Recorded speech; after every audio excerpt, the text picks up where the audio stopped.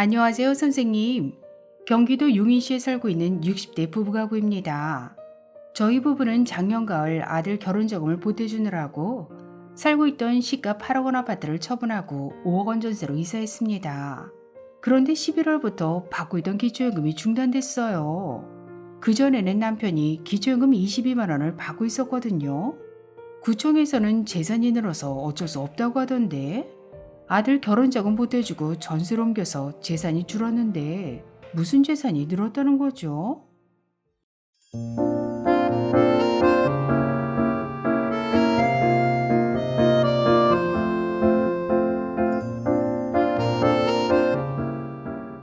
안녕하셨습니까? 행복한 인생 이막 알베르토입니다. 상담을 하다 보면 오늘 의뢰인 부부처럼 은퇴 후 집을 팔고 전세로 옮기셨다는 이유만으로 기초연금이 중단되는 사례가 종종 발생하고 있는데요. 그렇다면 왜 이런 일이 발생하는지 오늘 아주 쉽게 설명해 드리겠습니다. 먼저 오늘 의뢰인 부부의 상황을 정리해 보면 경기도 용인시에 거주하시는 60대 부부가구시고요. 남편분만 기초연금 22만 원을 받으셨고 아내분은 아직 만 65세 이전이라서 기초연금을 신청하지 않으셨습니다. 소득은 국민연금 남편 100만 원, 아내는 40만 원을 받고 계시네요. 그리고 재산은 시가 8억 원, 시가 표준액으로는 4억 원 하는 아파트에 사시다가 아들 결혼자금을 보태시려고 아파트를 팔고 5억 원 전세로 이사하셨습니다. 그런데 작년 11월 재산의 변동, 즉 재산이 늘었다는 이유로 남편의 기초연금 월 22만 원이 중단된 상태입니다. 오늘 집을 소유했을 때와 전세 살 때의 소득 인정액을 비교함에 앞서 먼저 2023년 10월까지 남편분께서 기초연금을 32만 3,180원이 아닌 22만 원을 받으신 이유는 남편분의 국민연금 월 급여액이 2023년 국민연금 연계감액 기준금액인 48만 4,770원을 초과한 100만 원이니까 기초연금이 10만 원 정도 감액된 것으로 판단됩니다.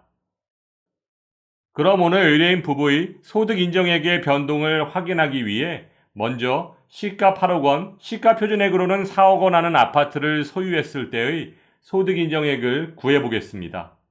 소유하고 계셨던 아파트의 시가 표준액, 즉 공시가 4억 원에서 지역별 기본공제, 용인시는 특례시니까 대도시 기준 1억 3,500만 원을 공제하면 2억 6,500만 원, 여기에 소득 환산율 4%를 곱하면 1,060만 원이고 이것을 다시 12개월로 나눠주면 83만 3천 원, 시가 8억 원 아파트에 대한 소득 인정액은 83만 3천 원입니다.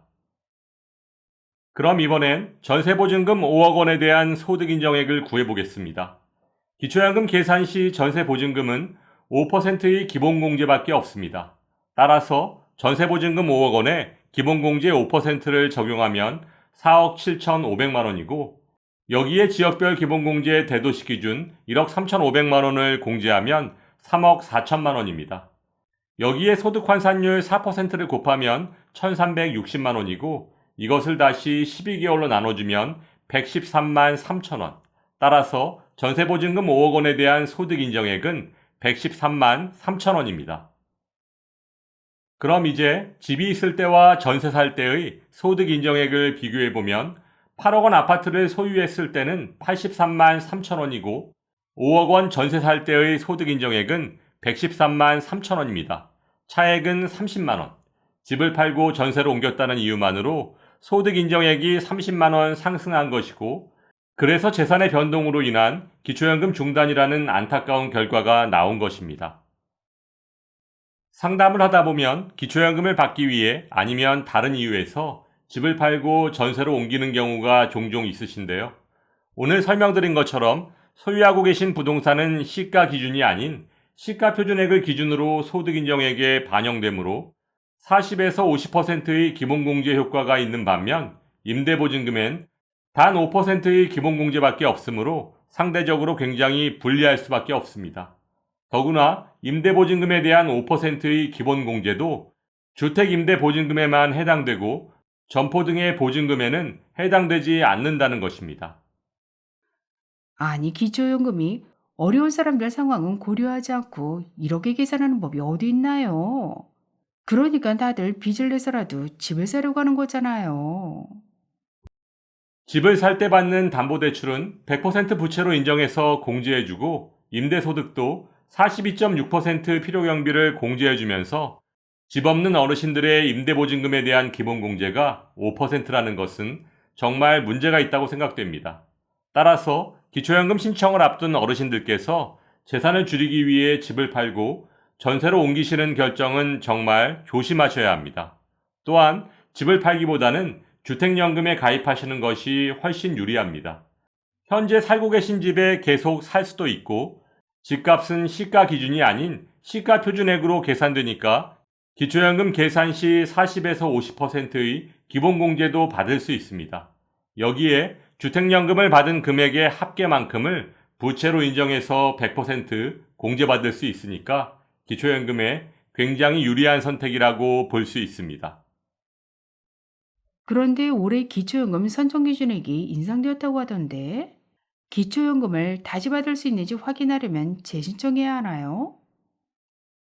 처음에 기초연금을 신청하셨을 때 기초연금 수급 희망 이력관리 신청서를 제출하셨다면 기초연금 수급 가능성이 있을 때 재신청하라는 통지가 오겠지만 기초연금 산정 시 재산과 소득의 정기조사는 1년에 2회 이루어집니다.